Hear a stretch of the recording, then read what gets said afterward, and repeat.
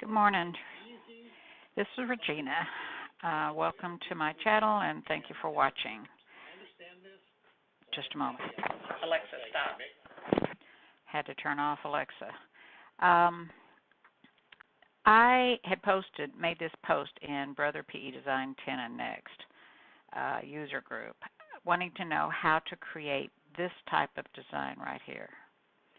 And I've seen them off and on. I love the way they look. It's not just a fill stitch. I've tried all kinds of things trying to recreate this type of design. And I have to apologize to whoever created this because I cannot remember where I snapped this picture from. So I posted this trying to get help, and I got a few comments and questions. Somebody suggested that maybe it looked like a sketch design, but no, I don't think it's that. And then Anita down here suggested that maybe it was a piping stitch. Now, mind you, I have tried all kinds of things trying to recreate this, and never could. I've tried every stitch in the book that's on the software, and nothing ever was coming close to this. And when Anita suggested the piping stitch, I thought, okay, well, I'm going to go back and I'll try it. So let me get back over here. Whoops, that's not the one I started with. Here we go. So I downloaded my clip art. By the way, the designs that I did here, I didn't save them. I just took a picture of them and posted them on the group, to show what I was able to recreate using the piping stitch. So now I'm starting from scratch. So let me get back over here. So I re-downloaded the the clip art. Actually, I'd got new clip art and did some work on it. And I'm still not able to get that type of design doing what I'm doing here. Here I've got on the spout a fill design, on the handle, the top. This is just a little oval I put up here with a fill. And when I originally started this, because the program defaults that way and I just didn't change it, it was all in fill. So I'm going to show y'all, those of you that have just started using PE-Design, how to get this piping stitch. So when you create an element, I call them an element, each little piece of the design is what I call it. I don't know what everybody else calls it. You go up here to your shapes. You can either use your straight clothesline or your curved clothesline, your closed curved line, which actually creates your fill, or you can do a manual punch. But for me starting, to do this, I just did everything in a fill. So you would right-click on one of your elements and get up here and change this to piping design. And I've got like 4 windows open, so this is taking a little bit. And this is what I got. When I first created this design, the teapot, get this mouse off, the teapot, I went all the way down here and around and traced the teapot. Then I traced the creamer and the coffee cup, or rather the teacup. So I had all these 3 fill designs. I put them up here together because I wanted them to kind of, stage like you were looking at a picture. And then I realized, oh dear, when the piping stitch actually stitches out, it's going to be coming all the way down here, and it would show through any design that I have here if it was a piping stitch fill like this one right here. So I grouped all these designs and put them together and did a modify overlap. And whenever it did that, this is what I got. So let's see if I can actually create that here. Let me see here if I create a square. There's a square, and come on, there we go. Let me change the color to red and change this to blue so y'all can see it. All right, so if I do a modify overlap, I click the first design in the front, hold down the control button, click the design in the back, and go up to modify overlap and say remove overlap. Here we go, sometime soon. So see what it does to the overlap? Well, that's what it did over here. So I thought, hey, that's not going to work.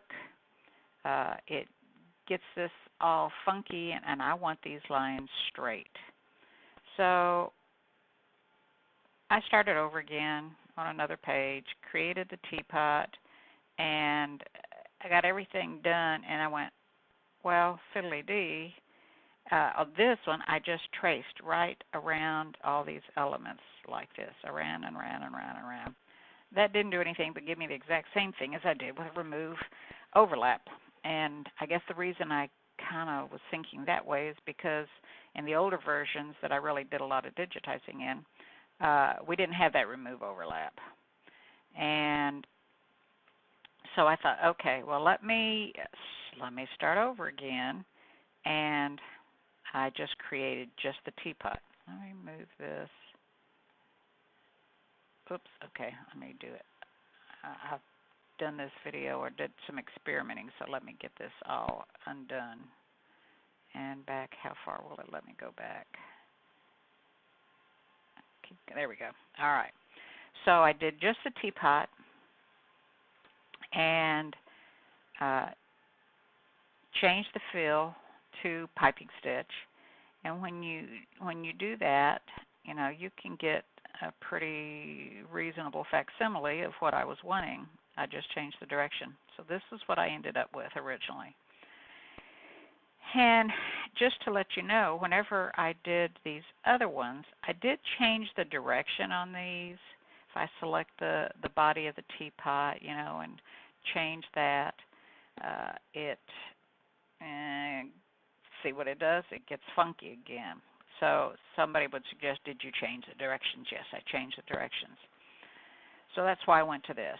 Now, when, you know, this is pretty good. I can even play with the directions on the teapot a little bit. Let's move this up a little bit more and see what happens. See if we can get rid of that. And it kind of gets rid of it. If I ooch it back down a notch or two, try again, down a couple more. And this you really have to just play with. I'm going about 2 clicks every time I do this. Am I going up or down? I'm going up or down. Okay, so I'm going to go back this way.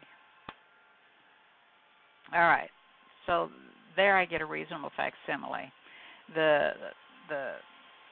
spout looks pretty good, but this handle just doesn't look right. And if I zoom in on it a little bit, hello, there we go. If I zoom in on it a little bit, you can see it's got this line through it. It just does not look right. And all these elements I did using this function right here, the closed curve. So I thought, all right, well, let me go back and use a manual punch. So I did that. I traced back over this handle using a manual punch right here. Get this back to a mouse. Using the manual punch, and this is what I got on the handle using the manual punch. But if I click on this, I have no means of changing any direction whatsoever.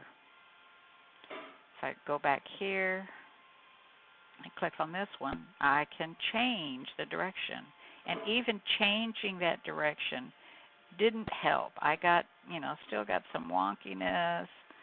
And I mean, I did the little clicking 1, 2, 3, you know, at a time, trying to see if that would help. And no matter what I did, I still had some kind of funky line in there. and it just wasn't looking right. But okay, so now I've got my manual stitch, and that looks pretty good. So I could use that. And to show you, the pink is all done using this closed curve function right here. So I did a spout using the manual punch right here. And that's what it turned out. Now I've got the density on this set at 10. I can set that density back up to like 15 and watch what happens when I see how it gets. If I change the body of the teapot, I've got it at 10, so we change it to 15. And then the default when you first start is 25, so there's 25. It's too dense to be like what I was looking for originally in this type of stitch. So let's compromise at 12, and we're going to change this spout over here that I did in a manual stitch to a 12 density 2. And so if I was to remove these two remove the spout and the handle using this manual punch, that would work pretty good. But here's an example. The lid I did using the curve, closed curve function. So I redid it using the manual punch. There's really not any difference. So you're going to have to play with your design whenever you're trying to do this and just see what happens. You know, change the direction, change the density. You really have to play with it. So here's an example right here. I did have this in blue. I changed it earlier. Let me do this to kind of make sense for everybody, changing the color. So because I use the manual stitch on these items up here at the top, not that one that's highlighted, on these blue ones, I decided to do the body of the teapot in a manual stitch, and this is what I got. All right. So you could, you could change direction, but this is what you'd have to contend with. You'd have to move all these to change the direction, every single one of these arrows, because you don't have any means of changing the direction over here on the right-hand side under the sewing attributes. So it's, good in one aspect and not good in another aspect using manual stitch to create these designs. If you want to have this look in your embroidery design. If there is another way to do this, y'all, somebody out there, one of you professional teachers, professional digitizers that do this, I would really love to know what the secret is. I mean, this would satisfy me, putting this handle over here and the spout over here, but I can't put designs together because watch what happens.